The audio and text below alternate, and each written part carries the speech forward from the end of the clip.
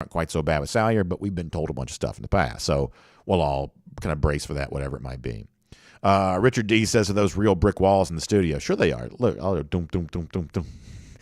Sure they are. Yeah, for sure.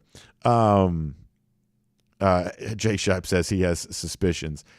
Listen, I love all the technological capabilities our studio gives. I love all that. Creative, interesting. You would not believe the work that went into putting all this together. I'm always just blown away by how much support we get to do this show. And, when our DawgNation World headquarters moved, the question was, well, what's going to happen to the studio? We'd obviously gotten very comfortable in the studio we were in before, and immediately a plan got put together for how we could have another new cool studio, and that's a fun thing to be able to see. So just happy about all of that. Brian Whitehead says bad things happen in threes. What's next? Don't think I hadn't thought about that, but hopefully this will be one of those moments where that trend gets bucked. Jay Shipe says fire up the YouTube. So we'll get going on all those platforms there as well. We'll see what's going on here.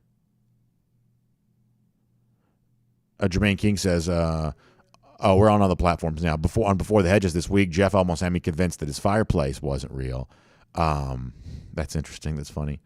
Allison Scaley says, unfortunately, you are right. And also mentioned, some potential transfer stuff and things like that. I mean, listen, at some point in time, this is 2021, moving into 2022. At some point in time, someone from Georgia is going to transfer. We know that because everybody has transfers at some point in time. But that's something else I'm not going to speculate too much about. But the odds of Georgia at some point in time dealing with a transfer situation, of course, that's more likely than not. That's just the way things go here right now. What else is going on? We'll get ready to get going here. Anything else I want to hit? Georgia and Olive, good to see you. Giving us a go, Dogs. Randy Hall says Broderick Jones will get some valuable playing time. That's certainly a silver lining to all this. Tennille says, hoping for no more bad news today. You and me both, Tennille. So let's do this. There's a fun topic I kind of want to get to, but let me kind of slosh my way through the potential bad news before we get there. The whatever we can say about the situation with Anderson, other than just the hopes that this all gets rectified one way or another, soon, for all parties involved there. So we'll talk about that. We'll talk about the Salyer injury. I'll give you a couple quick thoughts on that. And then I promise before we're done today, we'll finish this on a fun, happy note and try to entertain you along the process. So we're going to be real. We're going to be authentic. We're a little down in the dumps today, but we're also going to shake it off and have a good time as DawgNation Daily, the daily podcast for Georgia Bulldogs fans presented by Kroger, begins right now. Today's episode of DawgNation Daily is brought to you by Kroger, fresh for everyone. Presented by DawgNation.com. This is DawgNation Daily, the daily podcast for Georgia Bulldogs fans.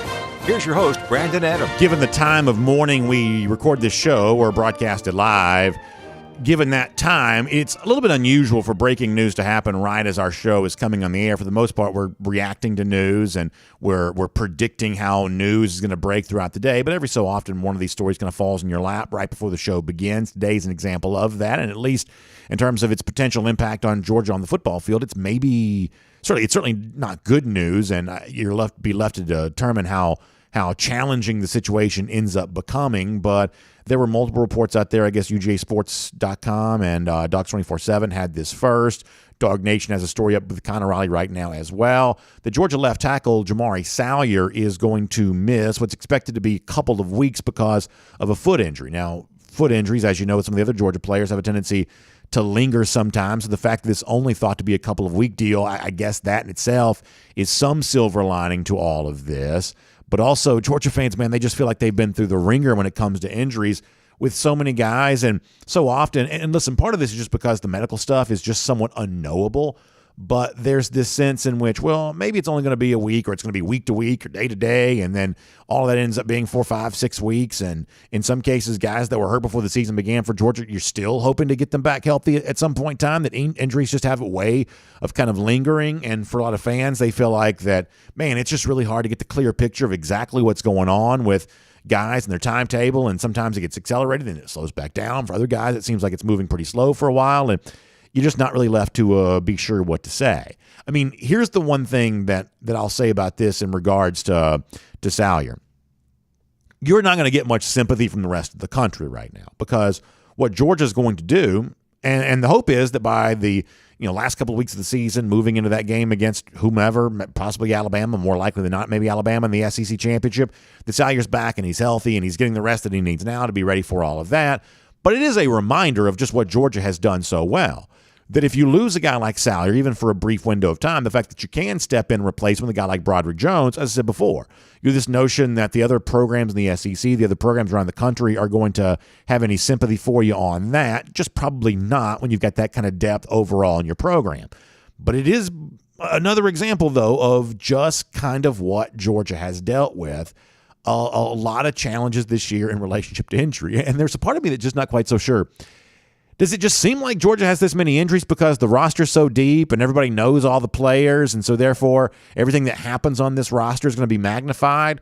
Or is this really one of those things where Georgia's run towards a championship, potential championship, is just going to be filled with those landmines of bad luck that you just have to try to find some way to overcome? Maybe the truth is somewhere in the middle on something like that.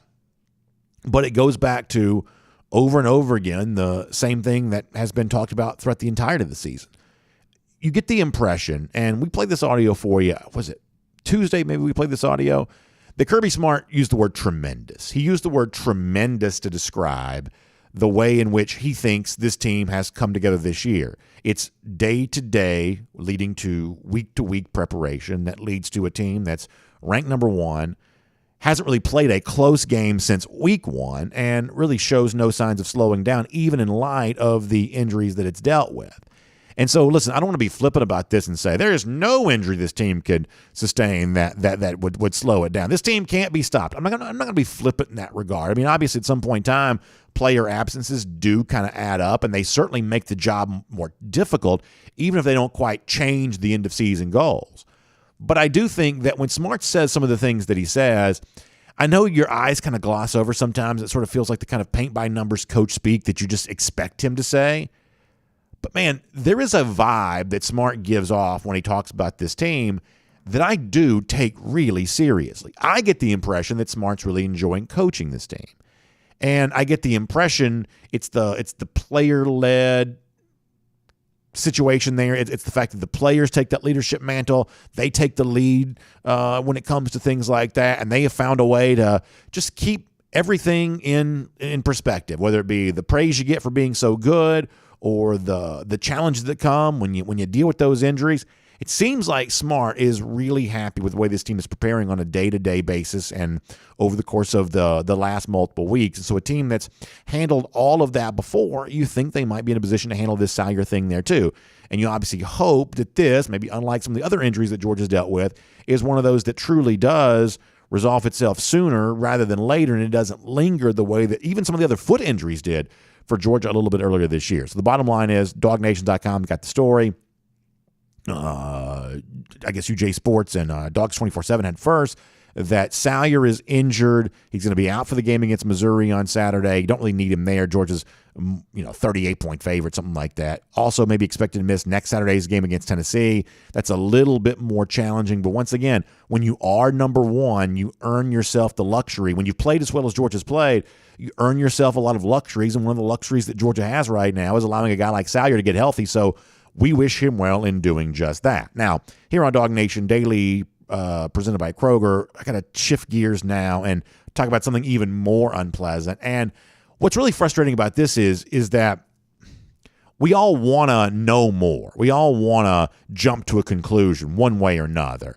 And it's just so appropriate and so important that we not do that. Listen, I'm a blowhard that speaks into a microphone. I never shut up. I can talk for hours on end.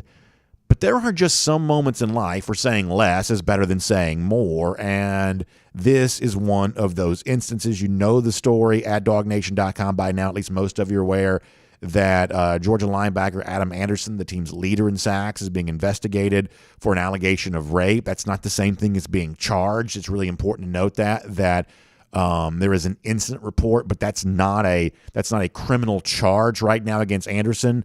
We don't even know that a criminal charge is coming his way. We do know when this alleged incident occurred, though, just before Georgia left for Jacksonville last weekend. There's also been reports out there that Anderson missed practice time this week, multiple days of practice at least. There was a report from Mark Schlabach at ESPN that Anderson's now suspended indefinitely as this investigation is ongoing. There is a statement from Kirby Smart on this. Let me show you that. DawgNation.com has this. Just for simplicity's sake, on the screen, I'm going to show you a tweet from Zach Klein. That's the statement from the lawyer. Can we show Kirby Smart's statement on this first? Just for simplicity's sake, I'm going to show you a tweet here from Zach Klein from WSB TV, who had the statement on his Twitter. He says, this is Kirby Smart's official statement. We're aware of the report, and we don't comment on law enforcement matters, but I've been clear about the high standards we have for our student athletes on and off the field. I'm going to be working closely with our administration to ensure we cooperate fully with all law enforcement and campus protocols. That is Kirby Smart, the statement from him related to the investigation ongoing against Adam Anderson. I think that's well said by Smart. I think that Smart certainly gets it in that he has a stewardship. Smart is in charge of leading the Georgia program. And in a situation like this, he's got to step up and be that leader for the program. He's got to step up and be a representative for the university. And there's just a way you got to do that. And there are things you got to say, and there are things you got to do. You've got to be buttoned up, and you got to make sure that you're handling all of that both in a public fashion, a private fashion. We have seen examples of college football coaches who maybe didn't take that role as seriously as they could, and it was damaging to their career when they made that mistake. Smart has always come across to me, whether it's how he handled the COVID stuff a year ago or some of the other issues that have popped up around college sports. He seems like a guy that comes across as thoughtful. He seems like the kind of guy that comes across as very much self-aware of the position that he has and the responsibility that comes with that position. So I think that's a good statement for Kirby Smart, appropriate under the circumstances. I wouldn't have expected anything less.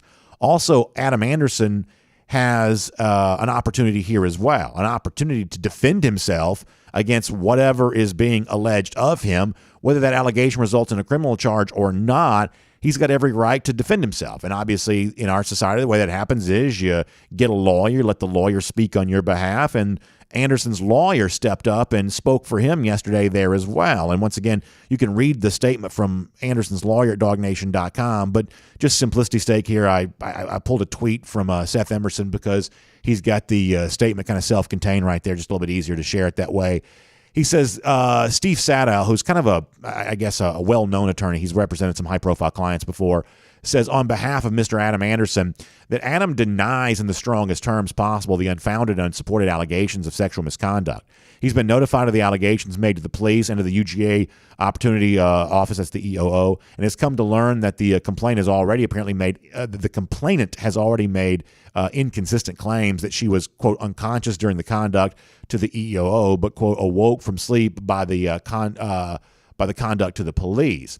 In the interest of justice and fairness, Adam hopes and prays the UGA community and the public can keep an open mind and not prejudge him based on inconsistent, unsubstantiated, and baseless accusations. So that's kind of the statement out there for him. And once again, Adam's got every legal right to defend himself vehemently against this and aggressively against this, and it seems like that's what he's going to do.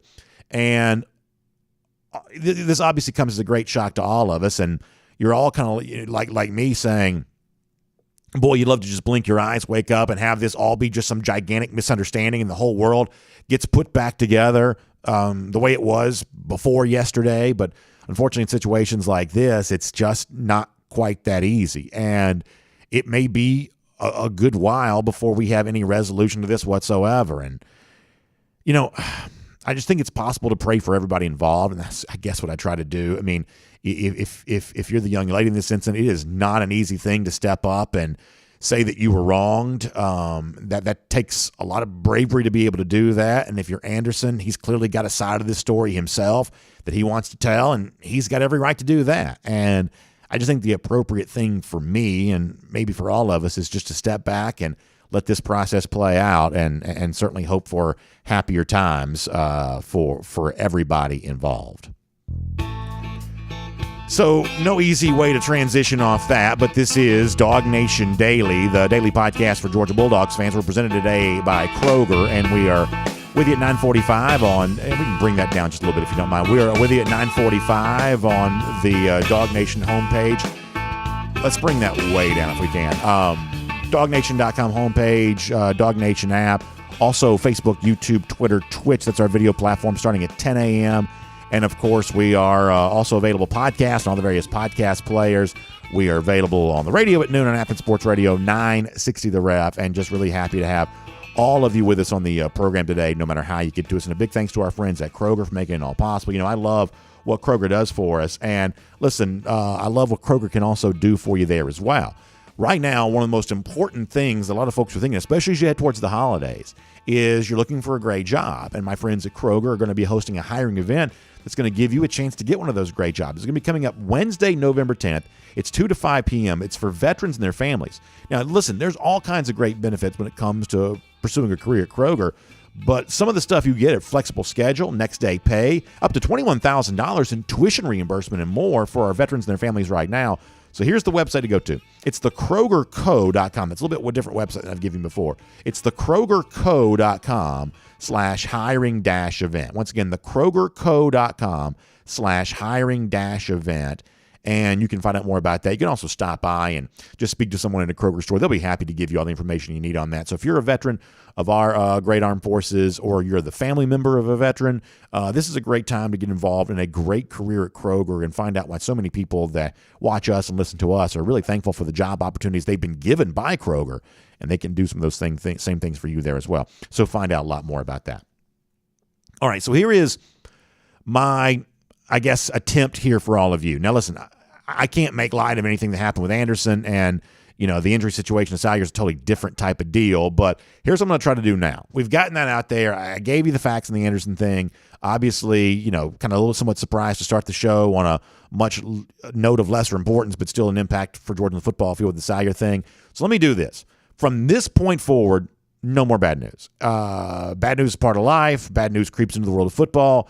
But here on this Friday, from the point forward going on now, let's just try to look at some different stuff. And doesn't mean the other stuff's not important, and there'll be time to talk about it as more details come out. But for the rest of the show, let's move off that. Let's get to something else, and let's try to do that as we transition to Around the Doghouse, which is delivered today by our friends at Marco's Pizza. Now, when Herschel Walker, the 1982 Heisman Trophy winner, was on our show last Friday, said something I thought was pretty interesting.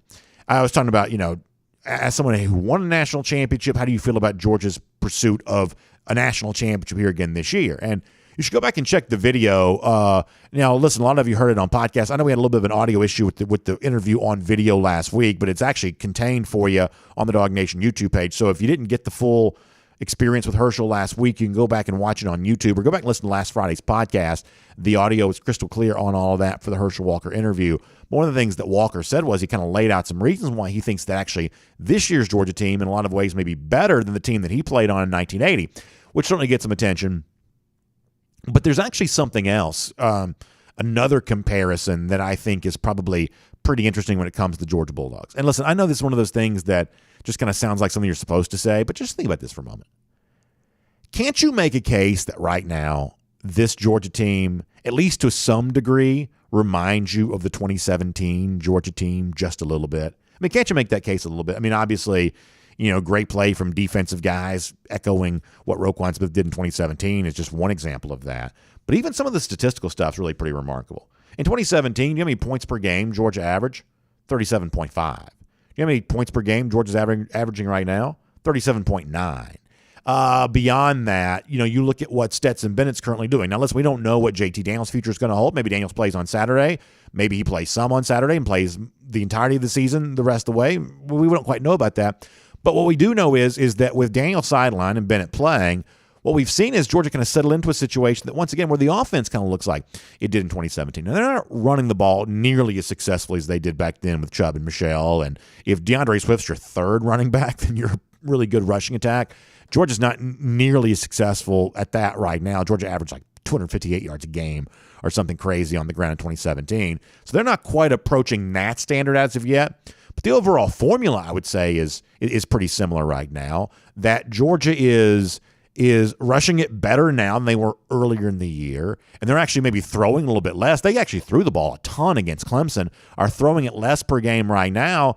But if you look at Stetson Bennett's average, he's averaging like 11 yards per attempt or something crazy like that, or double-digit yards per attempt almost for the season right now. Now, he hasn't thrown the ball enough to qualify for the league lead, the SEC lead in that category. But when he has thrown it, he's thrown it at a very efficient clip. Same thing was true for Jake Fromm back in 2017, where, once again, as a true freshman quarterback, Georgia didn't ask Fromm to throw the ball very much at all.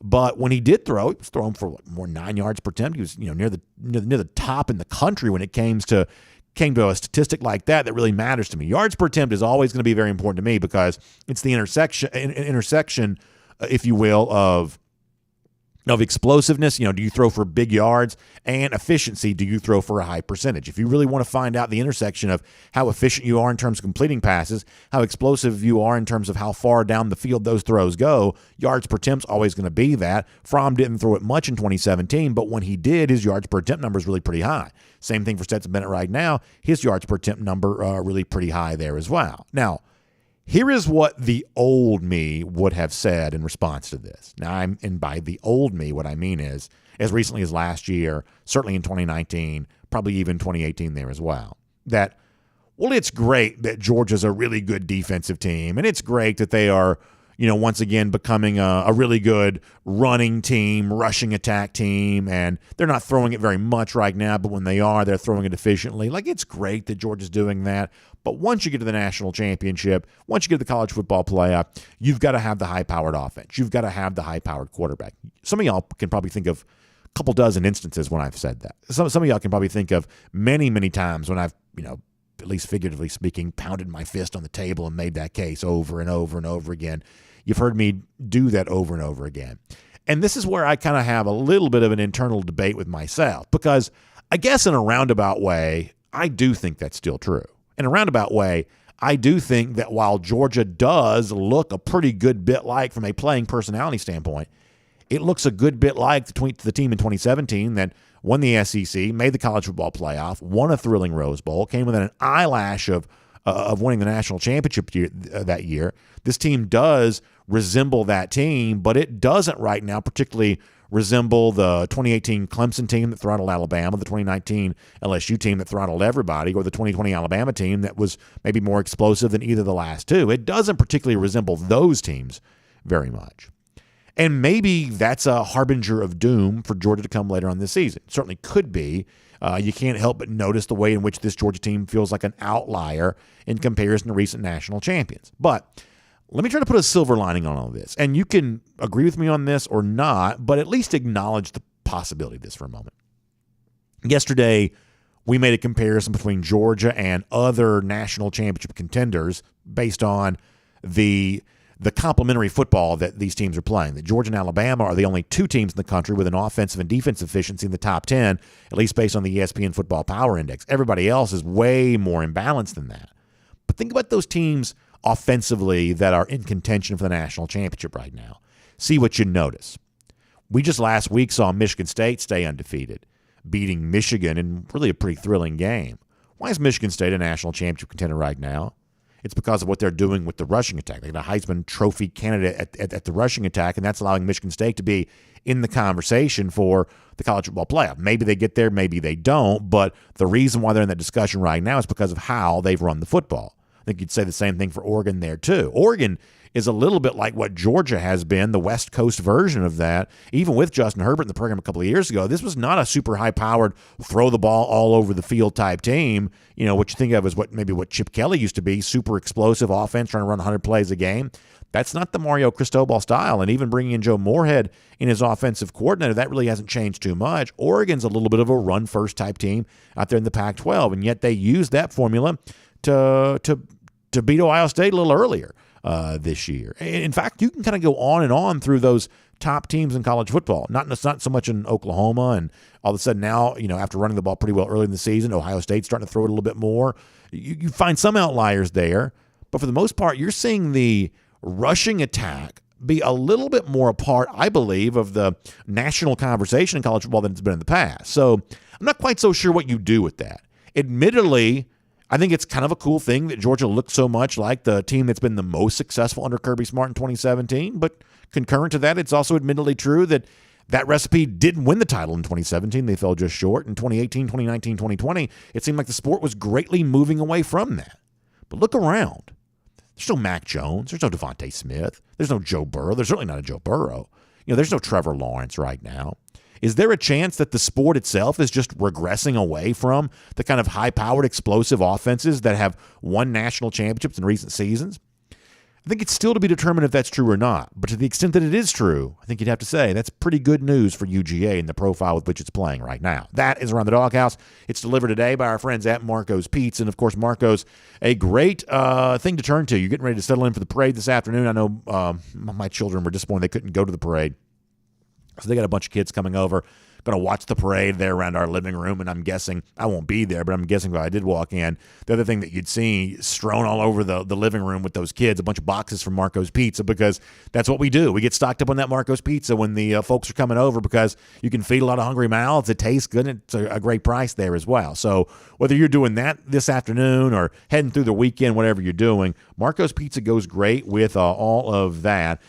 You can get all kinds of great options, whether it be one of those wonderful, specialty pizzas like the white cheesy, the deluxe, the all meat, or you can even build your own pizza bowl, which is like the pizza flavor without the crust. It's a whole bunch of great options there at Marco's Pizza, and it's a whole bunch of great savings as well. How about this bundle right now of a large one-topping pizza, the pizza bowl, which I was just telling you about, the cheesy bread, all just for $21.99. You can get that right now by ordering on the Marco's app or going to marcos.com. Now, there are some restrictions that apply, so check in store for details. But remember this, when it comes to Marco's Pizza, pizza lovers get it, and you can get some too as you head towards the weekend. All right, good to have you with us here today on DawgNation Daily, presented by Kroger. Before we're done, some very cool complimentary words this week from Kirby Smart about his predecessor at Georgia, Mark Richt. Richt's going to be honored here this weekend at Sanford Stadium. I don't want you to miss this. I don't want this to get lost in the shuffle from what is otherwise turning into a pretty busy end-of-week news cycle, so we'll do that. But for now,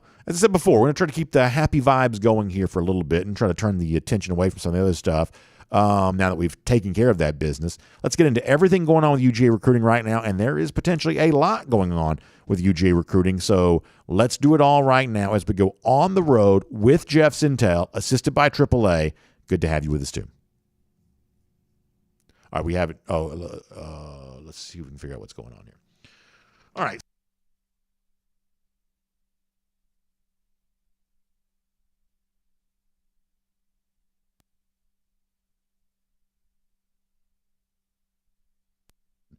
Everything else, I think I lost my microphone there for a moment, but it appears that it's working now. All right, so we're having a little bit of an audio issue, so we'll see if we can figure that out. And we'll see if we can get Jeff Sintel up and running, and we'll just take some comments. And you know what? We'll just make the best of the situation, whatever it might be. So let me go to DawgNation.com. I'll go to Facebook. I'll go to YouTube. And you know what? Whatever happens, we're just going to roll right through it all. Just roll right through it all. L.A. Lombard says, so UGA gets natty despite injuries, just like the Braves won overcoming their injuries. I put this on Twitter when the Braves clinched the playoffs.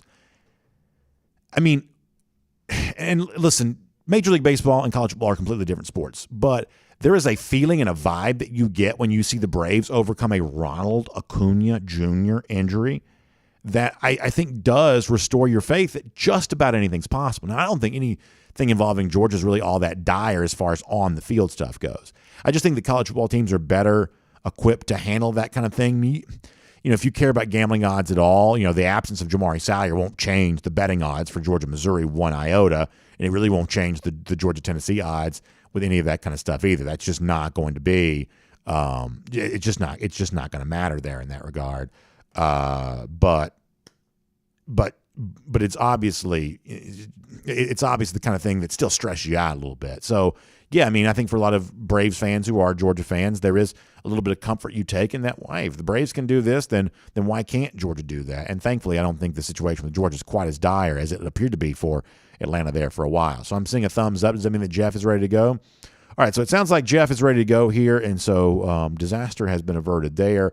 and it's good to have all of you with us. It's a DawgNation Daily presented by Kroger. It's on the road, assisted by AAA. A lot of recruiting news to get to with Jeff, and we'll put a smile on our face as we do it. Thanks for being with us.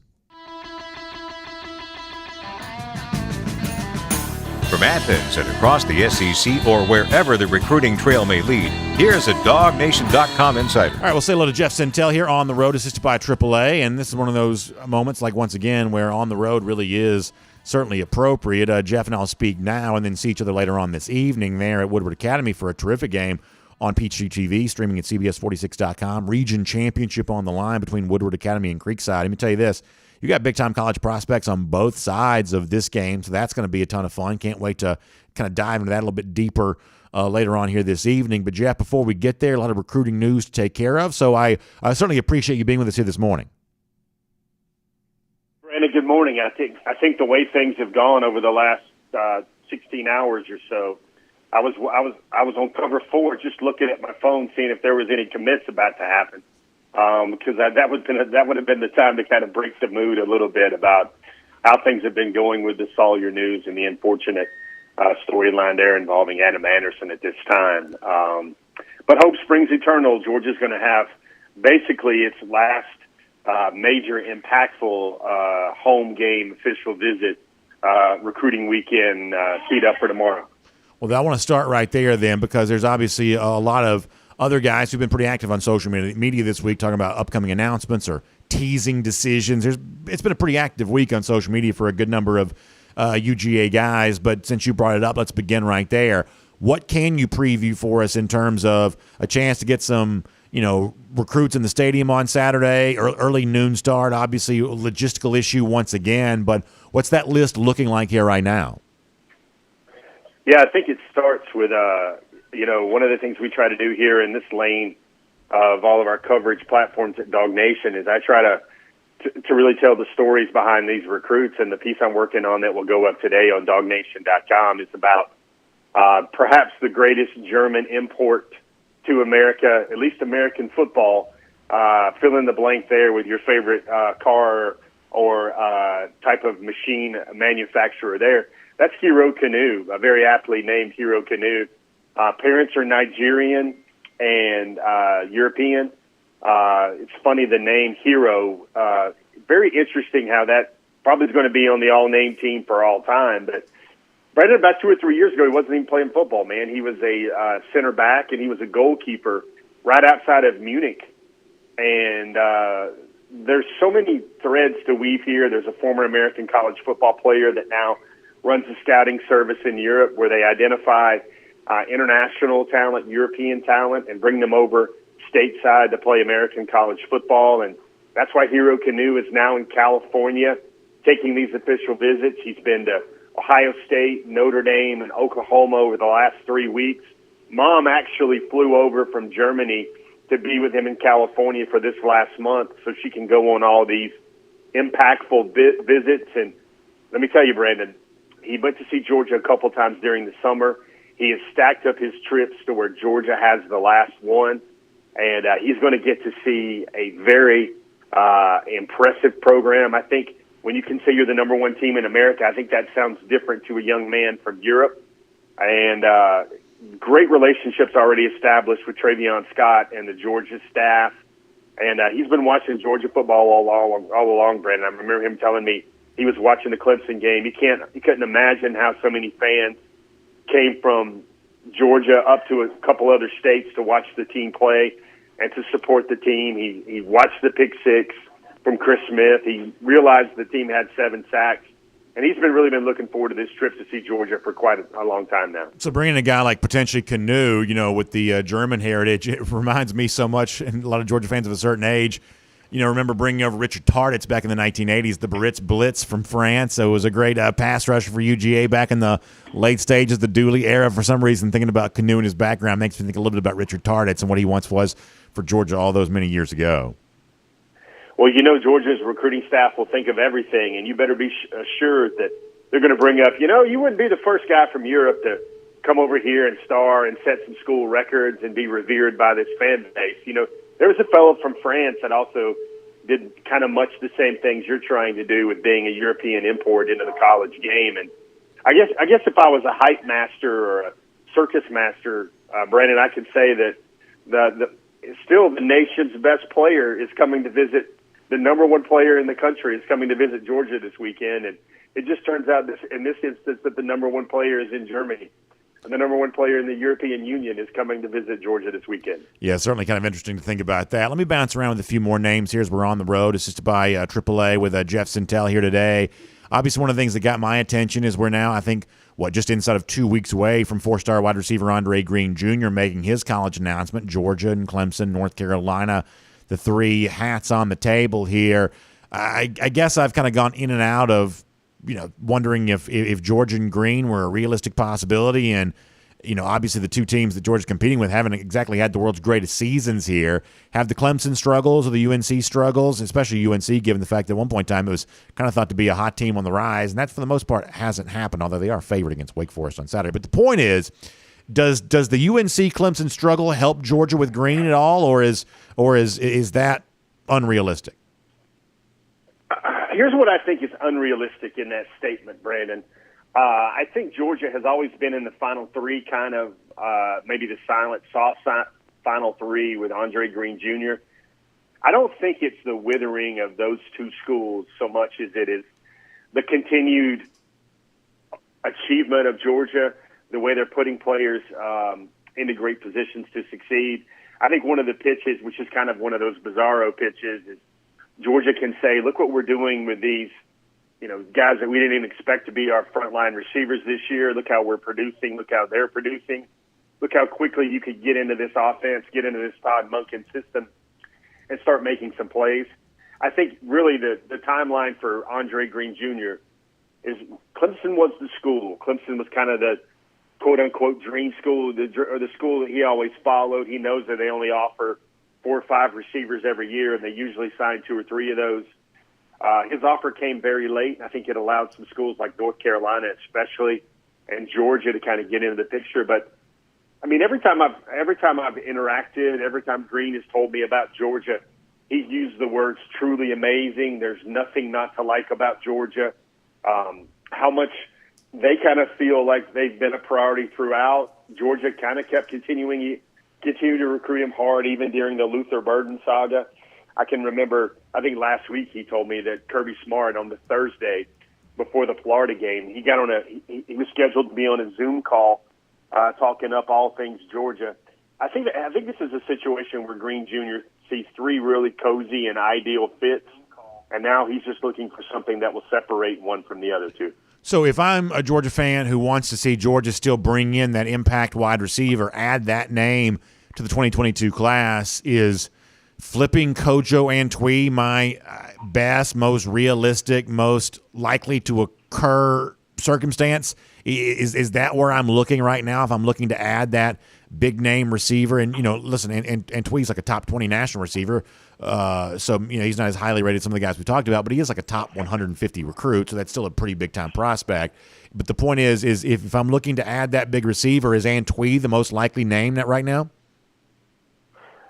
I don't know. You kind of separate 2 questions there. One of those is he the most likely, highly rated receiver to come to Georgia? I think that's debatable, but I think what you're looking for is I don't think there's any other receiver out there that would have the prestige or the, oh my gosh, let's get excited about this guy. This guy's going to come in and do some pretty special things really early on. The thing with Antwi is his skill set, only about 5'11", maybe 185, 190 pounds.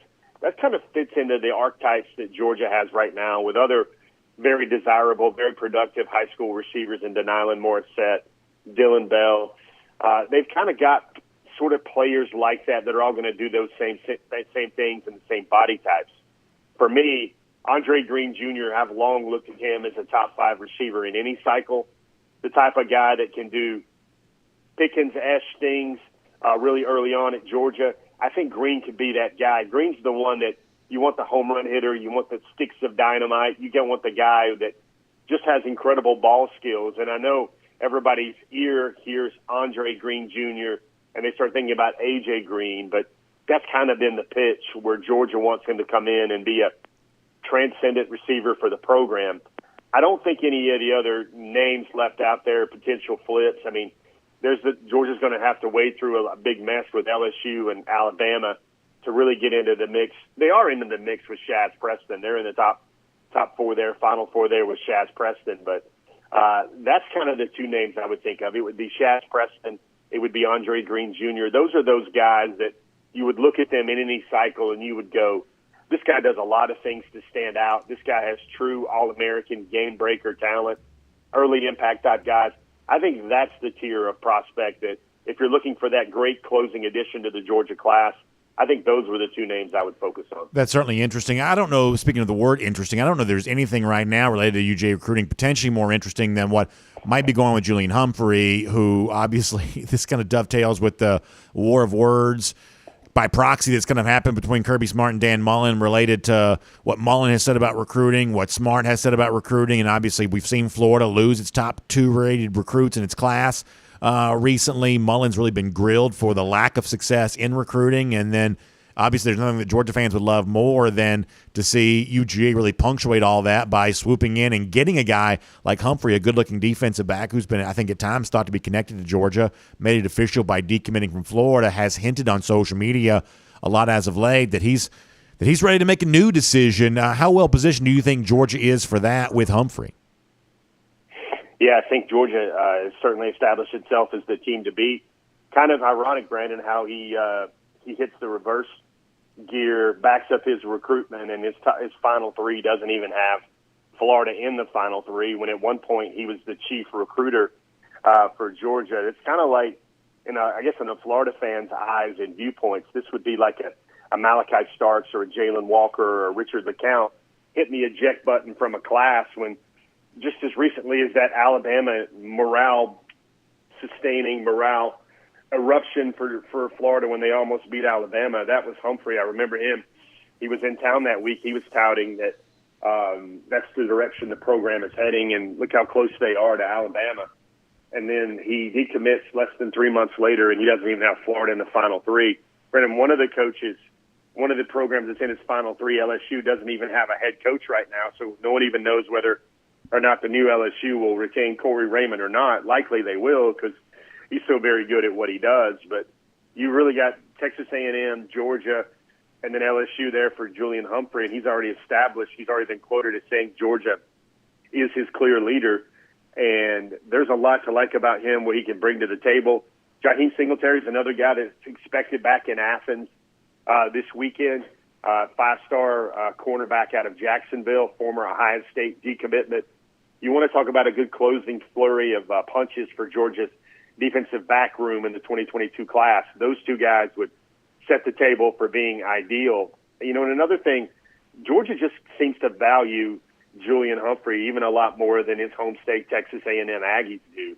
And that's another thing that it's really amazing how Georgia identified Humphrey as a need, went out to see him with Coach Will Muschamp during a game week, and it seems like Georgia has been recruiting Julian Humphrey as one of its prized recruits, even when he was still on the board for Florida. It's On the Road, assisted by AAA with Jeff Sentell right now. And obviously, as Jeff and I can attest, we think about AAA when we are on the road. Legendary roadside assistance. They take care of you if something happens when you're on the highway, and that's really good peace of mind. But there's also an additional peace of mind that AAA can provide you, and it may not be a service that you're aware of. Did you know that AAA is the one you should turn to when it comes to life insurance? And first of all, I don't need to tell you that if you're like me, if you're a family man, if you've got a spouse, if you've got children, that you've got a responsibility to help take care of that family, and that responsibility extends even beyond your own lifespan. That's where life insurance steps in. It gives you the comfort of knowing that no matter what happens to you, and gosh, we all know that life is unpredictable. We don't need reminders of that. But no matter what happens, those that you love can be financially secure, well taken care of, even in the event something were to happen to you. That's a precious gift to be able to give to yourself and to your family, knowing that folks are going to be taken care of in perpetuity, and that's what AAA can provide for you there as well. So you can reach out and speak to one of their financial services associates, and they can help explain how the process of getting life insurance is actually really pretty simple. So a couple different ways to get in touch. It's 866-695-0222. That's 866-695-0222. You can also stop by and just speak to a AAA office, to one of the folks there in person, friendly people that'll help you walk you through the entire thing. Or you can go online, begin your shopping experience and your search there. AAA.com/life. That's AAA.com/life. That'll get you in touch with AAA today, and you can make the decision to get life insurance through AAA. I know that you'll be glad that you did. Jeff, one of the things I think is really fun about the age in which we live is the interaction that goes on with recruits when it comes to social media. And, listen, a lot of times if you want to use social media as a predictor for where a player is going to go, that'll end up being a false positive. But if you want to use it as a entertainment vehicle throughout the process, boy, that seems to work every single time. I love the exchange this week. We showed this on the show a little earlier this week, but I love the exchange between Mikael Williams and Christian Miller. Obviously, Miller's one of those guys that's been, thought to be connected to Ohio State, taking a high-profile visit to the Buckeyes. Maybe as of late, Alabama's kind of become a player for Miller here a little bit, but Christian was showing some love to Ohio State on Twitter the other day. Mikael Williams, the outstanding UGA commit, who's a friend of Miller's, jumps in there and kind of teases him for that. And I said before, if you want to go back, decades ago, the entirety of the recruiting process was just guesswork. These were just names on a page. You never really felt like you got to know the players all that well. But here in this 21st century, modern age which we live, it's a lot easier to do that. And I love the exchange between guys like Miller and Williams and the rest on social media. I just think that kind of stuff is fun. And good to see Mikael keeping that pressure on Christian Miller if you're a Georgia fan. I think that Dog fans would all agree with that. It's funny between the relationship with those two, Brandon. I'm going to tell you what. If Brandon needed a day off to go have a parade and we had to deputize a couple of recruits to come in and host maybe a Before the Hedges or maybe a Cover 4 Live or a DawgNation Daily, I'm going to tell you, Christian Miller and Mikael Williams could certainly do it. And it's funny, Christian is kind of like the accelerator, the instigator of a lot of things between those two, but it's really fun to see Mikael kind of needle him back when it comes to maybe putting him in a little bit of a corner. Or just maybe needling him a little bit and teasing him a little bit with playing with folks' emotions. It's very, very interesting. Get those two together. They're always laughing. They're always cracking on one another. They do want to play college football together. Georgia has done a tremendous job with Christian Miller over the last 4 or 5 months of his recruitment, making him feel like a priority. And it's really, Alabama's going to be a great visit. I'm sure he's going to make Nick Saban laugh. He's going to take some pictures. Christian will this weekend. Kind of one of those Rushmore offers every recruit wants to get. And Christian certainly deserves every offer in the country. Really what goes through my mind when he can tout an Alabama offer now is just scratching my head. And I was like, now I know they have better than dial-up internet there in Tuscaloosa. I can't imagine they haven't seen his huddle film before now. It's more like a thing when an Alabama offers a player like Christian Miller so late. It's almost like, wow, they hadn't offered yet. It is crazy because you look at Christian Miller, and I was trying to put this into perspective for some folks this week on Hedges. But you look at Christian Miller, and you seriously have a savage, a well-developed, get ready to roll, get ready to rock type prospect. Technique is great. Effort rate is great. And then you compare him to a Hero Kanu, a guy that, folks, he's only been playing football for about 2 years. But the athleticism is there. It looks like he looks more like he's 255 pounds when he's really 295 pounds. That's how athletic and sleek Hero Kanu looks. But you look at Christian Miller, he looks like a war daddy. He looks like one of those finished products already. And he's going to be a gem for someone's recruiting class. And he gets to go to Alabama. I'm glad he gets to go to Alabama this weekend because a player of that caliber deserves to get that that crimson carpet treatment from Tuscaloosa. And those two guys, should they both end up at Georgia, are really going to provide some great theater. You want to talk about having a preseason show with a pair of players on the same team with personality galore. That would be those two if Miller and Williams both end up playing together at Georgia. So you bring up something very interesting. I'm going to let you go after this, but the idea that the way in which recruits behave now could maybe set them up for a future in the NIL stuff. And I'm a big golf fan. The PGA Tour has this thing they're instituting called the PIP report. It's like the Player Impact Program, and basically it's sort of hard to explain, but it's basically how active you are in social media and how much attention you generate. You could get more money from the PGA Tour for being just good at social media. And I do think there's a pretty interesting tie-in with that to some of the Georgia stuff there as well. For a lot of these guys who were like really aggressive cheerleaders for Georgia, somebody like Denylon Morissette, for instance, Jalen Walker, for instance. I mean, listen, I'd like to see all these guys cash in on their name, image, and likeness. But for guys like that who've just been really, I'm talking about waving the flag for UGA and recruiting all the way around, to me, it would be just deserved if guys like that ultimately got to get the big NIL check for the fact that they were so aggressive with their own player impact program before they got to Georgia. I think you may be onto something there, Jeff. A lot of these guys may be financially incentivized to just go out there and do the kind of stuff on social media that fans enjoy seeing. I mean, the thing with Miller that's so intriguing is the man already has his own YouTube channel. He does vlogs. He does TikToks with the arts department at Cedar Grove High School almost every day, where he's doing dance contests. It looks like Brandon in the studio after Georgia lands another 5-star recruit. He's a really personable guy, very, very warm, very inviting. And the best thing I love about Christian's story is that he broke his leg when he was a high school freshman, and the doctors told him he'd never play football again. He went up and he was trying to show his teammates how he could dunk already as a high school freshman defensive tackle. And so what he did is he had to reinvent himself because the doctor said, your football dreams are over, son. You've got to figure out a new path in your life, and that's what Christian was struggling with. So he jumped into acting. He jumped into video. He jumped into, theater, drama, elements like that. And he really forged himself a brand new identity about what his life's path was going to be. He was going to be an entertainer. He was going to make people laugh. Got a lot of family members that grew up in the church. So he knew about public speaking. He knew about being very outgoing. And then he keeps the faith. He keeps praying. And about 6, 7, 8 months later, the doctors say, your leg's probably fully healed again. You can try playing football again. And then he basically had crafted two sides of his persona, and now they work so well together in unison that it's going to really further his endeavor in terms of a lot of NIL money, a lot of just being very outspoken, being a guy that's going to be very, very, very camera friendly, and a guy that not only is camera friendly, but a guy that creates some impactful content when he does so. Jeff, it is so great to have you here on the road, assisted by AAA. Appreciate all of that. I'll look forward to seeing you tonight. By the way, I guess give me a quick thought. Woodward Academy, Creekside, these are two very talented teams. I love this time of year, region championship time, moving towards that playoffs. We're going to have a great run through the month of November into the high school football season on Peachtree TV, CBS46.com, efforting some terrific playoff games, a great conclusion to our regular season slate tonight. How much fun is this going to be? Yeah, Woodward Academy is a program that actually has a lot of more ties to Georgia football than you think. Brock Vandegrift, his father was a coach there before they moved to Prince Avenue Christian. Brock Vandegrift kind of grew up in the weight room at Woodward Academy watching a guy like Elijah Holyfield work out. That kind of set the tone for Brock in terms of the work ethic he needed to be a college football player. And then you've got, that's also where Eric Gilbert was, spent some of the formative years of his high school and his middle school career. He's inside that program as well.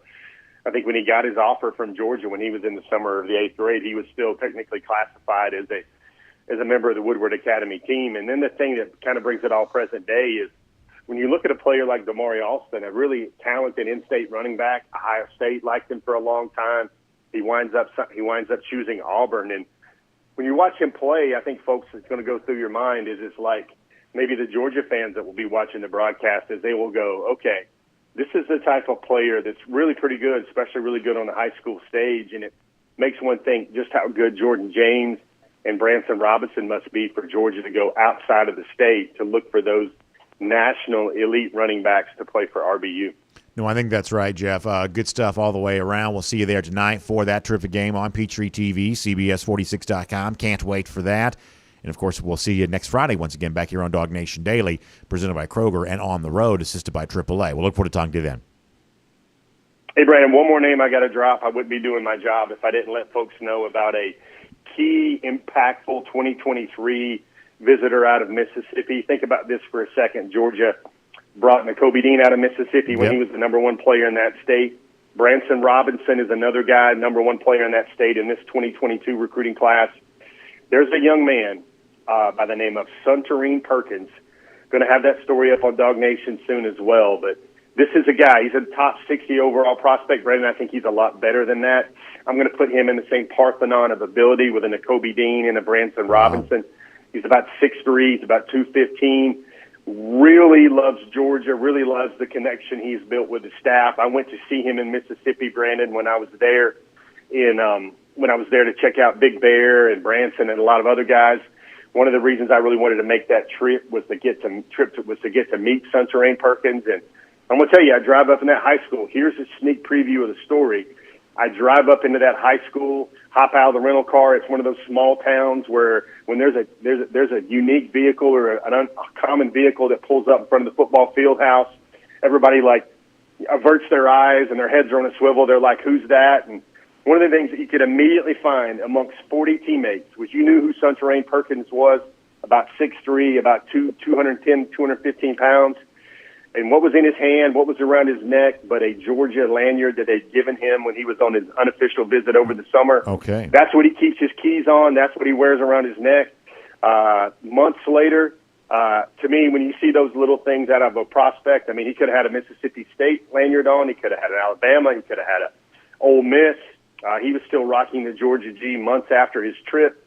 It's going to be a long drive, Brandon, from Jackson, Mississippi, over to Athens, Georgia for a noon kickoff, but he's going to make it. And I'm going to tell you, that guy, there's some viral highlights going on of him so far playing Wildcat quarterback, outside linebacker, inside linebacker, doing a little bit of everything for his team, catching passes. There's a couple plays he's made this year, Brandon, where, you know, his high school region is a big wing tee region. Sunterrain Perkins is taking the pitch before the back can get to it and treating it like a pick six and housing that thing for a touchdown. You want to talk about a play when you think you've seen every play indescribable of a football play for a high school recruit? You see a young man do that twice in a high school season and house both of those at about 6'3", 215, inside linebacker projection here, although he's already rated as an athlete. That's a really special football player, and he will also be in Athens on Saturday as well. Boy, good update there, Jeff. Thanks so much for your time. I really appreciate that. Certainly very interesting background information, and we'll look forward to the opportunity to chat with you again soon. Take it easy, everybody. Have a great week. Drive safe. Let's take a look around the rest of the league. This is SEC Through. All right, terrific with Jeff Sintel there. We appreciate all of that.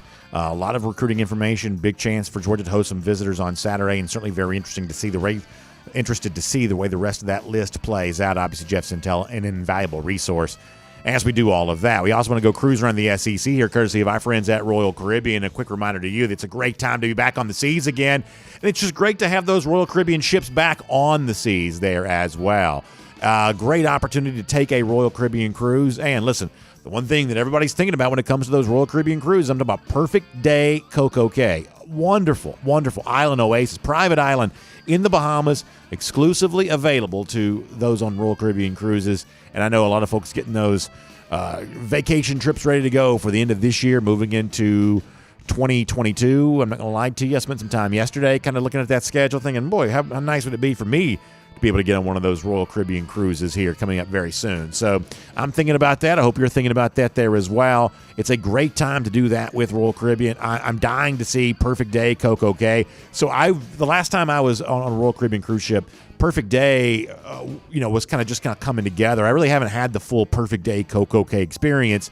Been to Coco Cay, but kind of pre-Perfect Day Coco Cay. So, boy, I'm really, really eager to do that. I know a lot of our audience kind of brings it up all the time as one of those things that just seems really fun, a great thing to be able to do. And, of course, if you're looking to book your own trip, my advice to you is to always use someone who really knows all of the ins and outs of what a Royal Caribbean vacation is really supposed to be. That's who you want to turn to here. My friends at the Cruise and Vacation Authority, not only is it UGA alumni who run the place, but they're also really deeply entrenched into everything going on with Royal Caribbean. So they're going to help you get the best vacation experience possible, and that's what Royal Caribbean can do for you. So website to remember here is tcava.com. That's tcava.com. That'll get you in touch with the Cruise and Vacation Authority. You also give them a call, 770-952-8300. That's 770-952-8300. All right, let's do our SC see-through here and cruise around the SEC, courtesy of Royal Caribbean here for a moment. At one point in time, there was this large assumption that Kirby Smart was just a carbon copy of Nick Saban in every way, that Smart learned everything that he learned from Saban, and that Smart was going to replicate, or as the Alabama fans would say, copy Nick Saban in all regards. But boy, isn't it interesting, as Kirby goes through his coaching career and Nick Saban continues to be at Alabama, that some clear differences between the two sometimes start to emerge. That Smart really is his own man. He does things his own way, and not everything that Smart does is exactly like Nick Saban does. I'll give you a quick example here. Think about going into the Florida game a week ago where, Kirby's asked a number of questions of revenge factor. Your team feel that motivation to go out and beat Florida, given the fact that Florida won a year ago, and you could add to that the fact that over the course of time, Florida and Georgia haven't shied away from being rivals with each other. Dan Mullen's fanned the flames of that a little bit. You feel that revenge factor when you play Florida, and Kirby Smart, no matter how many times you asked him that a week ago, he just kind of downplayed the whole thing. He says I'm paraphrasing here, but that's not a really efficient way to get ready for a football game. He was not a huge fan of using revenge as a part of that. In fact, even to the point where he almost denied that idea even existed. Boy, a little bit different approach this week for Alabama coach Nick Saban about another game that could in a way be a revenge game, although it's revenge for something that happened 2 years ago. LSU beat Alabama in 2019, and man, there was a lot of crowing after that happened. You may remember, we played the audio for you at the time of the streaming video inside the LSU locker room, and I always kind of felt like this was a sanctioned leak. It was the kind of thing that was let out, but I think that Orgeron was actually pretty okay with it, where he was like, and we're going to, kick their blank in recruiting, and we're going to kick their blank on the field, we're going to do all this kind of stuff, like really getting alpha. But the fact that he'd beaten Alabama, and man, Alabama just notices that kind of thing. And I want to read you this quote. This is from Nick Saban's radio show last night. He says, "I've always thought that revenge should not be a motivator. But," he says, and anytime there's that conjunction in a sentence, the only thing that matters is what comes after the but. When he says, "I always thought that revenge should not be a motivator," he says, "But it is. I must tell you, when people disrespect somebody in some kind of way, and sometimes it doesn't have to be that they said anything or did anything, maybe it's a humiliating loss or whatever you had, I do think it's a motivating factor for people from a pride standpoint to, I guess, for a lack of a better term, get even or whatever you might say." But again, it goes back to my thing of always saying players should want to be the best players they can be because of who they are and what they want to accomplish, and that's what they want to do. And revenge to me is an external factor. It's an external factor that motivates you. So, I'm listening to Nick Saban right there saying, nah, listen, revenge is not all that important, but it actually is. And we're actually very, very fueled to go out there and get some revenge against LSU for what he describes as, potentially a humiliating loss in 2019. Didn't like losing that game in Bryant-Denny Stadium. Now, I don't have to tell you, listen, you should do it. You make your own financial decisions. Alabama sits about a 28.5-point favorite on Saturday. That looks like a pretty juicy number to me right now. I think that Alabama is quite motivated to exceed that spread on Saturday. In fact, I think they'll probably do that easily. I don't typically love big, huge point spreads, but against LSU on Saturday, I think that Alabama may have the juice that it needs to go for the extra score there late. And I think this is one of the reasons why we played some audio for you earlier this week of Orgeron seemingly in just kind of a pretty bad mood. Not only is he a lame duck coach, I think he knows that he is walking into buzzsaw here on this weekend. I just think he knows that. I think he knows he's heading for trouble there in that game. So I think that Saban here, being very honest, yeah, they do feel a little bit of a desire to go out there and get that revenge. That is a little bit of a source of motivation. He's going to couch that on the front end and the back end with the stuff that coaches are supposed to say. But buried in the middle, I believe, is his actual true opinion. I think that Alabama does not like LSU very much, and I think that what happened in 2019, even if most of the individual particulars that led that to occur have moved on. Joe Burrow's not there anymore. Joe Brady's not there anymore. Jamar Chase not there anymore. All the big players and some of the big coaches in that team have now moved on. The uniform still looks the same, and I think that Alabama is going to be looking to beat up on that uniform on Saturday. By the way, speaking of LSU, I also think this is pretty interesting too. And this report comes to us via Bruce Feldman from The Athletic that so we know a couple of weeks ago that Jimbo Fisher was asked about the Texas A&M job, and he gave a pretty, I should say, he was asked about his current job, Texas A&M, in light of the LSU opening, And he gave a pretty emphatic answer, at least almost as emphatic as one would and one could, that he felt very happy, very comfortable at LSU, at Texas A&M, and he just wasn't looking to move on anywhere else. That was just not what he wanted to do. He thought he had, best job in the world or whatever it was that he said. Well, interesting report here coming from Bruce Feldman, who apparently thinks that LSU is not going to give up yet on all of this. So he says this is Feldman. I think he said this on Fox Television. He says the LSU coaching search is really interesting because even though Jimbo Fisher at Texas A&M had said he plans on to remain at Texas A&M and kind of doused a lot of the speculation that Woodward, the AD at LSU, wouldn't be able to hire him again. He says, remember, Woodward, when he was at the AD and A&M, was able to pry Jimbo Fisher away from Florida State. So what Feldman says is, from what I'm hearing from people around LSU, is that Scott Woodward is not giving up easily. But he feels like he may be able to pull Jimbo Fisher again, even though the A&M people are like, no, that's not going to happen. So we'll see how this plays out. That was Bruce Feldman. He works for The Athletic, but he also works for Fox. He said that on TV, that apparently Scott Woodward, who used to be the athletic director at Texas A&M, who's friends with Jimbo Fisher, was able to hire Fisher away from Florida State to an A&M, even though there's been this public denial on the part of Fisher that he'd leave for the LSU job. Apparently LSU's not going to quite take no for an answer yet on that. I've said this a million times. This is the reason why Jimbo Fisher makes so much money. People try to do this stuff of, well, you compare Jimbo Fisher to Jim Harbaugh, same kind of record, same whatever else, trying to make, Fisher sound like an overrated coach. The truth is you have to play some games to get there on that. You have to look at the end of his tenure at Florida State, and in light of the way that Florida State has been since Jimbo Fisher left and how much better Fisher's been since moving on, all of a sudden I'm not quite so sure those losses there at Florida State really hang like a yoke around the neck of Jimbo Fisher and all of that. And furthermore, you want to know why Jimbo Fisher makes as much money as he does? It's the presence of LSU. The fact that not just Scott Woodward and AD that used to hire him, but go back to, previous times before that when it certainly seemed like that Jimbo Fisher was at least considering becoming the LSU head coach for reasons that had nothing to do with Woodward before Woodward got to the job there in Baton Rouge. So you are always in this life, in this world, worth what someone's willing to pay you. And LSU has shown more than once that it's willing to potentially pay Jimbo Fisher a lot to steal him away as a head coach. And Texas A&M, with the big salary that's given Jimbo, is just simply trying to play defense against all of that. And, oh, yeah, by the way, at one point in time, maybe hiring Jimbo Fisher wouldn't have seemed like such a big coup for LSU, given the fact that in the early stages of the season, Texas A&M really struggled with an injured starting quarterback and an offense that just wasn't quite coming into its own. But since then, they've beaten Alabama. They're figuring out some things offensively, including with Zach Calzada at quarterback. All of a sudden, this drama and this coaching search, I think, gets pretty interesting. Let me quickly roll through some of the other games of this weekend of note worth paying attention to.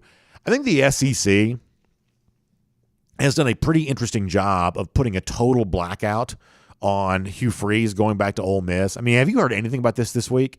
I think it's pretty fascinating, and yet if you really kind of pay attention to the key distributors of news, and largely that's kind of the leader in that regard is always going to be the SEC network. I mean, I'm not trying to argue conspiracy theory here, but it doesn't seem like that Freeze returning to Oxford's been a little undercovered this week, that maybe hasn't gotten as much attention as it maybe should. I sort of get the impression on that. Pretty interesting game. I just talked about A&M a lot. I think A&M Auburn's a terrific football game. And I think that Tennessee, Kentucky in its own right is kind of interesting there as well. Nationally, we'll do this kind of quick. Ohio State goes on the road to Nebraska. They're looking to make their case to be one of the nation's best teams. Keep an eye on Michigan here with Indiana kind of rolling in on Saturday. Michigan, remember, after losing to Michigan State this past week, was still 7th in the college football playoff top 25 rankings.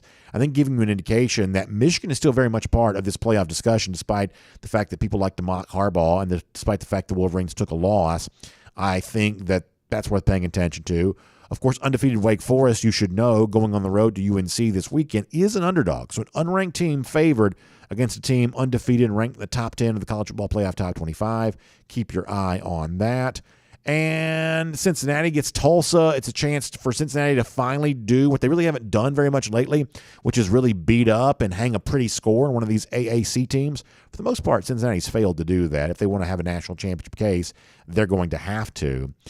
Michigan State, fresh off winning against Michigan, goes on the road to Purdue. Be very careful there. That is a very small point spread for Michigan State, perhaps a harbinger of what could be to come there. And then you got Oregon on the road at Washington, a little bit of a rivalry game, and maybe made it a little bit spicier because Jimmy Lake, the Washington coach, seemingly mocked Oregon's academic credentials a little earlier this week. So maybe you got some of that to pay attention to there as well. We'll make that cruiser on the SEC, courtesy of Royal Caribbean. And here on DawgNation Daily, presented by Kroger, I want to turn our attention back to the Georgia Bulldogs for a moment. And obviously one of the things that's going to be cool when you think about Saturday's game is the fact that former Georgia coach Mark Richt is going to be honored. Obviously, I think this is well-deserved. Anytime you have the chance to really celebrate what was, I think, for Richt, a truly special legacy. Obviously, a lot of that's off the field because of the kind of man that he is, but a lot of that's also on the field as well because of the fact that Richt helped break a 20-year drought for Georgia of winning SEC titles and won another one 3 years after that and was in a position to almost win a national championship. Certainly, his on-field legacy is a prodigious one, but off the field, he'll be remembered as one of the great men that college football has ever produced. And it was great this week to hear Kirby Smart talk about both sides of that with Richt, what he means to him as a coach, what he means to him as a man, and obviously Smart didn't hold back with his praise. And so as a way of wrapping up our week, hearing Smart on Richt seems like an appropriate way to do that. Here is Kirby. He's meant so much to so many. I think when you talk to the players that I know, all the guys that played for him, I've seen so many alumni and players that have just they come back to events and they just rave about their relationship. And you see guys like Terrence Edwards and, Ben Watson and these great players that just respect Coach Richt and the things he did for this university. I certainly feel the same way and couldn't be prouder to be honoring him. You heard Smart mention Terrence Edwards by name. We had Terrence on the show yesterday, and we did talk to him about Coach Richt, and Terrence did, as Smart predicted that he would, rave about the relationship that he has with him. And we're going to do more of that as a part of our classic moment here this week at the DawgNation video channels presented by Classic City Lager. That's just some of what Richt brings to the table. Smart highlights that, but also pointing out that when it comes to running a program, the on-field, the nuts and bolts things that are involved with being a football coach, that Richt was really good at that too, and Smart now benefits at least some from that. Here's more from Kirby. Learned a lot from him, learned a lot about being the right kind of person and how to run an organization the right way. And it's meant a lot to my career. And I was really only with him for 1 year, but always followed him from afar because, he was at my alma mater and respected the job he did. And he certainly made this a really good job from the way he built everything and the things he did the time he was here. I think that's a gracious concession from Kirby because Richt did make this a really good job. He raised the stature of the Georgia program. Went 9-3 in his final season of 2015, was in contention for really the entire thing for most of the 2014 season. Obviously great success in many years prior to that there as well. Ultimately, maybe it was time for a change when Georgia moved on from Richt, and sometimes that happens in life and certainly it happens in college football. But when Kirby took over the Georgia job, he certainly didn't inherit a bare cupboard, and Smart used the resources and the foundation that was in place, and he's now built on that program even more. Ultimately, Georgia's lucky to have Smart now and was lucky to have Richt then. And as someone who's kind of grown up watching all of these Georgia coaches and leading this program to the part that it is right now, I just feel pretty thankful to have had the entire thing. Richt inspiring for the way that he lives off the field and enjoyable for what he accomplished on the field, and Smart taking that baton from him and looking to take it to the next level. Certainly to hear one talk of the other, to see them both in the same stadium on Saturday, I'd say for UGA fans is truly a pretty cool thing. Really quick before we wrap up here, speaking of cool things, check out the Finnish long drink. You hear me talk all the time about the 4 different varieties, whether it be the long drink traditional, comes in a blue can, has the grapefruit flavor with the gin kick. Obviously, there's also the long drink cranberry. My wife loves that. It's, as you would imagine, it's got the cranberry. You get the long drink strong, the black can, 8.5% alcohol by volume, long drink 0. Of course, no sugar in that. That's a great thing for so many of us there, too. So you're hearing all those choices of which of these long drinks is the best one for me. Well, the good news is you actually don't have to make a choice anymore. Long Drink has now come out with these 8-pack variety packs, 8-can variety packs, where you get 2 of each of the different varieties of the long drink. The traditional, the cranberry, the strong, the the zero. You get all of that available to you. So if you go to if you'll find out more about the Finnish Long Drink by going to thelongdrink.com. That's thelongdrink.com. You can find out where you can pick up some today. Bar near you, beverage store near you, golf course near you, whatever near you, all across Athens, all across the state of Georgia. Check out the Finnish Long Drink online at thelongdrink.com, and you can find out where you can pick up one of these 8-can variety packs there today. All right, we're going to try to run through some golden shoes here pretty quickly because we've kind of gone a little long on the show. I'm going to end up blowing past my music, but we'll still do this nonetheless. Let me see the first one of these here for a moment. A golden shoe here today. Obviously pretty cool stuff being shared. First of all, Michael Tyler wanted to do this.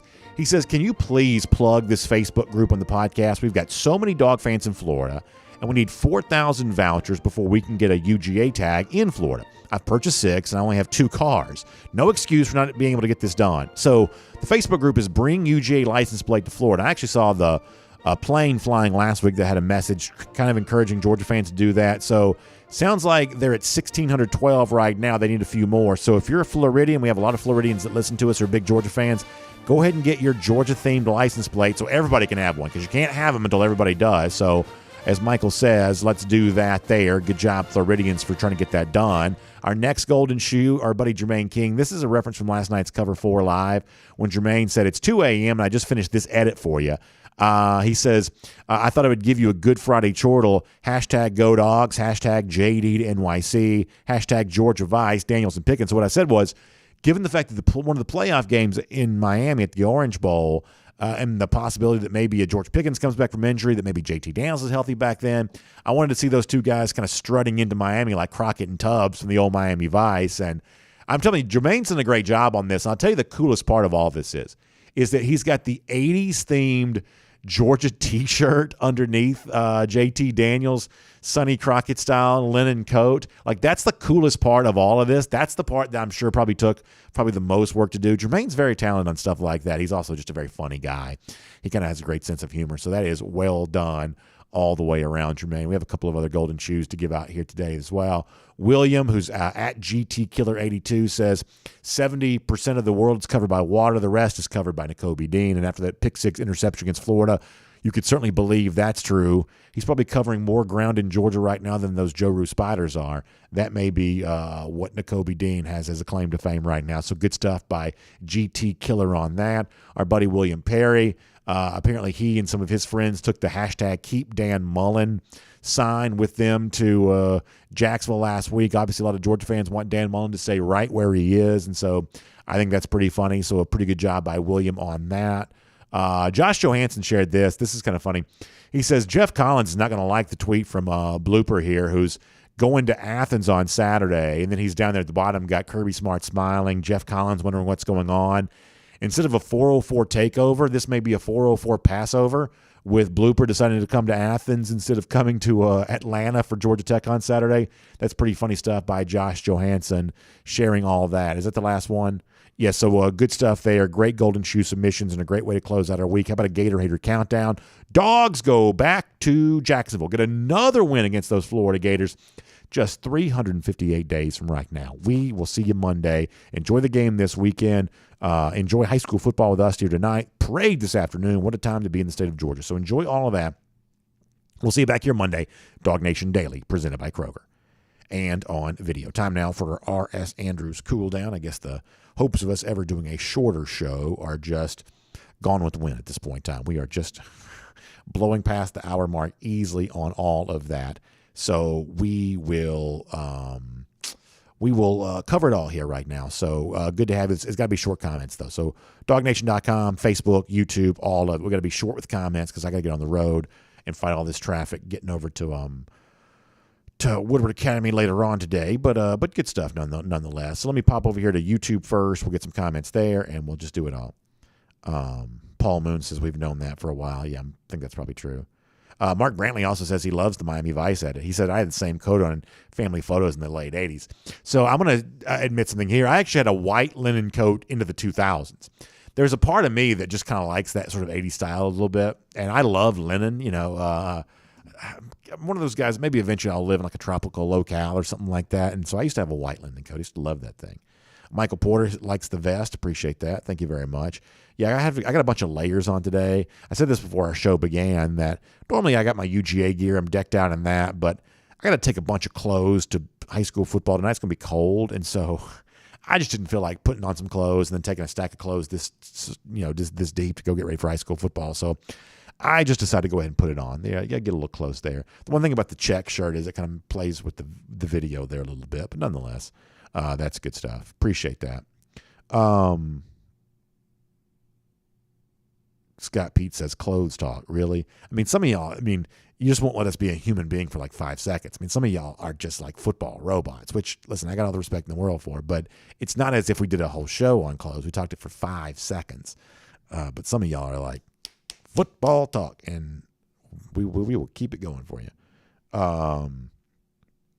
Jonathan Aaron says, I have 2 questions, BA. How much money did Nick pay to get Bama to number 2? According to Dan Mullen, we're in the football season right now. When does the recruiting season start?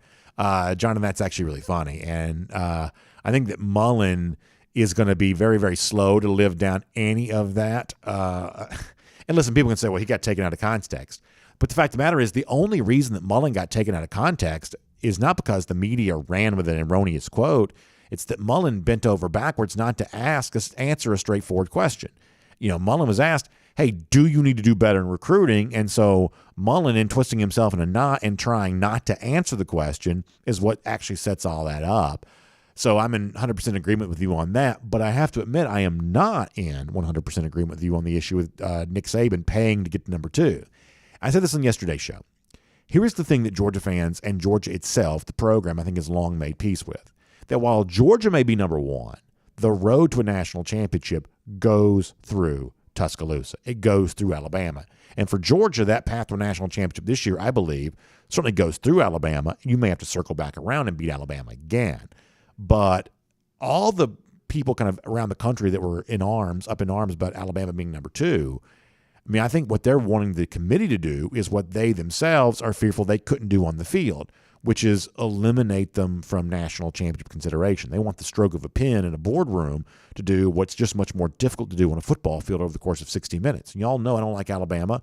I'm not an Alabama fan. I don't want Alabama to win the national championship. As a Georgia fan, the path for that title would be made easier if Bama, you could guarantee me, is not in the playoff. And even if Georgia beats them in the SEC championship, as I said before, I'm still not quite so sure you don't have to beat them again in the college football playoff when it comes to all of that. It just may go down that way. But there's no doubt that if you were to say, which team would you, if you're looking for the easiest possible game for Georgia, which team would you least rather play? That team is clearly Alabama. And so, at least in my mind it is. Maybe you have a different opinion, but in my mind, the team you at least want to play, if you were hoping to play the easiest game, the team you'd at least want to play is Alabama. So therefore, ranking them number 2, even though the Crimson Tide has a loss, I still think that's justified. And I'm not about most deserving. I don't care about zeros in the loss column. I don't care that Wake Forest is undefeated. I don't care that Cincinnati is undefeated. Those teams don't play an SEC schedule. They didn't go to College Station the day that Alabama did. And if they did, then the results, I'm guessing, would have probably been different. So I'm not about most deserving. I am about 4 best. And boy, it would take a lot for me to be led to believe that Alabama wasn't one of the 4 best, even though selfishly it'd be great if that was true. Let's see what else. Tom Peters says, whatever happened to JD to NYC? It died because it was foolish and careless. It caused great division in the locker room. Whoever started it should be destroyed. Tom, that's the dumbest thing I've ever heard. The players love all of that. They're having a great time with all of that. And I am sorry that you're a hater, and I'm sorry that you're incapable of having fun, but everybody loves it. So nice try. Try again some other time. Scott Pete says, how about a second national title for my 70th birthday in December? We'll be able to keep Dan Lanning. So I think those are 2 very interesting points. First of all, on the Lanning part of this, I think the one thing that goes in Georgia's favor on the idea of keeping Lanning is he's still pretty young. This is not Mel Tucker circa 2018. Lanning's still pretty young. I get the impression that whether just a good agent who's good at creating PR or if it's actual reality, get the impression that Mike Elko might be a little closer. That's the Texas A&M defensive coordinator. He might be a little closer to getting a head coaching job than Lanning is right now. Age may be a part of that, but Lanning, for the most part, is still a pretty young guy. And even if we're kind of veering back in the direction of defense this year, this is still an offensive dominated sport. So those two things may work in Georgia's favor when it comes to keeping Dan Lanning, at least for the immediate present. But as far as, for a 70-year-old who is old enough to remember Georgia's last national championship, getting the chance to celebrate another one here in 2021, that's a pretty special thing and a pretty fun thing to be able to think about, for sure. Thomas Teambone says, will you have pre-show tomorrow? Yes, tomorrow night. Tomorrow, right? Yeah. We'll be on Kroger kickoff before the game tomorrow. We absolutely will be. We'll probably pre-record the dog walk. That seems to be working pretty well, and we'll do our Kroger kickoff from the kind of that Tate parking lot area before the game begins, for sure. Matt Presley says, what are your expectations for JT this weekend? Boy, I just don't know. I don't know if he plays or not, and I'm not trying to sidestep the question, but anything that I would say, I mean, to me, it's just a coin flip. I'd say there's about a 50% chance that he does play, about a 50% chance that he doesn't. I would say that if he does play some, I would say that increases the likelihood that he might eventually be the starting quarterback for Georgia before the season's done. And if he doesn't, then maybe you take something from that there as well. I just don't know. Calvin Sanders, that's really funny. Appreciate that. Marcus Chafin says just spent $160 on World Series stuff. My guess is there's going to be a lot of world champion Atlanta Braves stuff under Christmas trees for a lot of folks here. We head towards Christmas. I get the impression of that. For sure. Tim Tatum says, what do you think about Helton to Georgia Southern? I was concerned they may want one of our guys, Dell McGee. I mean, I think it's probably a pretty good hire. I mean, for Georgia Southern, and you mentioned Dell McGee there. I think for whatever reason, that just never quite – I mean, because at one point in time I kind of wondered about that too. But for whatever reason, whether it's back channel lack of interest on the part of McGee, or maybe Georgia Southern wanted to go in a completely different direction. Obviously, Helton's a pretty big high-profile hire. The Dell McGee Georgia Southern thing just never really quite got off the ground, and I sort of assumed that it might. Isaac Cruz says, I need to bring back the Auburn helmet with the HBTFD sticker. That was a top shelf prop, and he gives you the hashtag JDNYC and hashtag HBTFD. So I was told by, I don't want to get my bosses in trouble, but I was told by my bosses that they thought the desk was getting a little too crowded, and I had to even fight to keep Eddie on the desk. They just the bosses have said they like the cleaner desk better. So in the new studio especially, I was kind of told to try to keep the desk somewhat clean. So I negotiated Eddie's presence back here. That's why we have the golden shoe on the shelf now. That's why we have we don't have the McDonald's bag anymore. We don't have HBTFD. We don't have any of that kind of stuff. So that's kind of what happened there. Some of y'all are saying that Miriam Martin Corbin says my Twitter personality is coming out on air. I think I'm just punchy today. I'm just punchy. That's all there is to it. I just it's been quite a 24 hours. Quite a 24 hours. Tiffany Art says she likes all the props in the desk. Yeah, I kind of like them too. I think they were sort of hoping we'd have kind of a clean aesthetic in here. But I am going to build a satellite studio, and I may just go just props up one side and down the other for that. So we may be somewhat prop free, other than of course Eddie in our regular studio. But we may go props on steroids for the satellite studio. Jason Barrett attacking the bosses. I knew that's what that would lead to. Tom Sullivan says, how about a recap on the Adam Anderson thing? Yeah, so, I mean, we shared the statement from Anderson's attorney. We shared the statement from Kirby Smart. And for the most part, I just feel like the only thing I can do is get out of the way and let this play out. It is very, very serious. This is a very, very scary and serious thing for Anderson. And I mean, he has been accused, and that's all this is right now. It's not a charge, but he's been accused of something very, very serious. And I think to the extent that we possibly can, when there's new details, we'll share them with you. But I'm also going to be very, very careful just to let it all play out. I mean, I have just huge sadness with the whole thing. I'm just so disappointed, not because I know what happened, because of the fact that I don't. I mean, a lot of what's fueling my sadness right now is that I don't know what happened, nor do I really know all that much what to really say about it. But it was just a punch in the gut for me yesterday, like it was for so many people there too. So I wish everybody involved well. I always try to say I sincerely am going to be praying in this situation, because sometimes that can become a little bit, flippant. I'll be praying for you. But in this particular case, I'm going to try to pray for everybody involved and just try to hope that something in this, I don't know. There's some sort of resolution, and I just don't know. What a tough thing. What a tough thing. Kevin Cook says, without the fans, you have no show or bosses. I totally get that. We do have Eddie on here now. I knew I was going to get in trouble for saying that.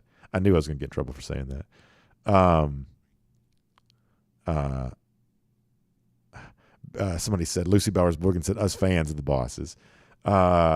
Maybe so. I mean, no, there's no doubt that's true.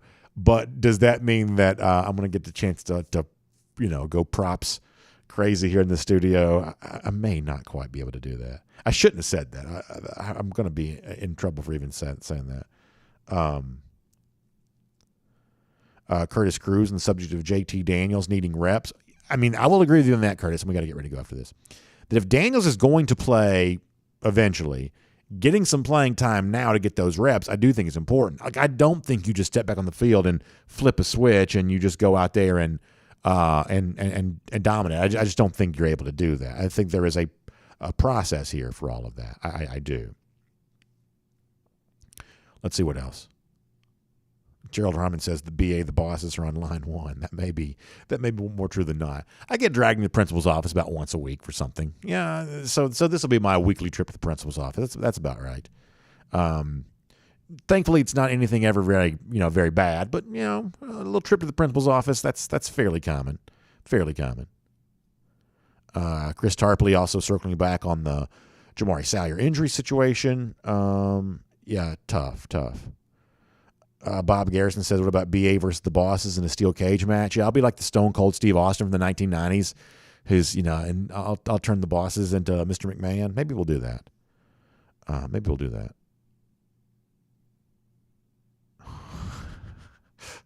Jan Armistead, what if the props just sort of slid in from the side and slid out? Now, here's what they're going to say to me. They're going to say that we actually worked hard to give you more props. Can we show the wide angle here one more time? Because if possible, they're going to say that we actually worked hard, BA, to give you all kinds of presentation for props, unlike anything that's ever been shown in the world of podcast streaming videos. You got an oil painting of Eddie, for goodness sakes. So from that standpoint, you got to be grateful for the props you do have. The golden shoe has its own shelf. So this is why I'm going to get in trouble. They're going to say, props, we got a neon sign with DawgNation in the background. So that's what they're going to say when it comes to all that kind of stuff. And by the way, I still love, I'm talking about love. I love the oil painting of Eddie. And I wish I could tell you how many meetings I was in to get this painting exactly right, and how many different iterations of the painting were brought back before we finally settled on that. This is, I'd have to say from a professional standpoint, probably my magnum opus. I think my wife is still amazed that my job requires me to have meetings about oil paintings for stuffed animals, but that is what we do right there. So I think that's what they would say. All right, so let's get ready to go. It is late. Let me go back to DawgNation.com for a minute, or did I even knock that off? All right, let me go back to DawgNation.com really, really fast, and then we will get off after that. All right, here we go. One more final time at the DawgNation homepage. Richard D is wondering about what happens at the outside linebacker spot without Adam Anderson. Obviously, an additional opportunity for Robert Beal, who's at times quietly played better than I think some folks might realize. Obviously, MJ Sherman gets a chance to step in here, and obviously more pass rush opportunities for guys that have been on the field and will now have to, from a statistical standpoint, help fill that gap, like a Trayvon Walker, certainly a Nolan Smith, who had a big game on Saturday against Florida. That's all a big part of it. All right, so really good stuff. We got to get ready to go.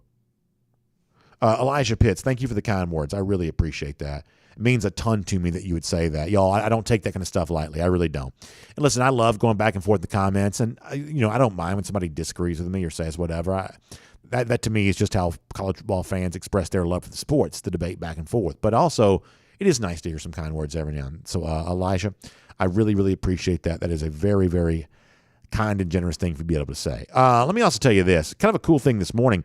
one of my bosses was actually talking about how they set up this kind of like makeshift operation to help folks get more of these commemorative Atlanta Braves front pages from when the Braves won the World Series. It's become a really hot collectible. It's been really cool to see the way in which folks have kind of gravitated towards that. If you go to ajc.com, you can find out how you can pick one up because they are getting more done. They're going to give you the chances to now buy these online, which is a cool thing. I'm the kind of guy that I just love sports collectibles. I like all that kind of stuff.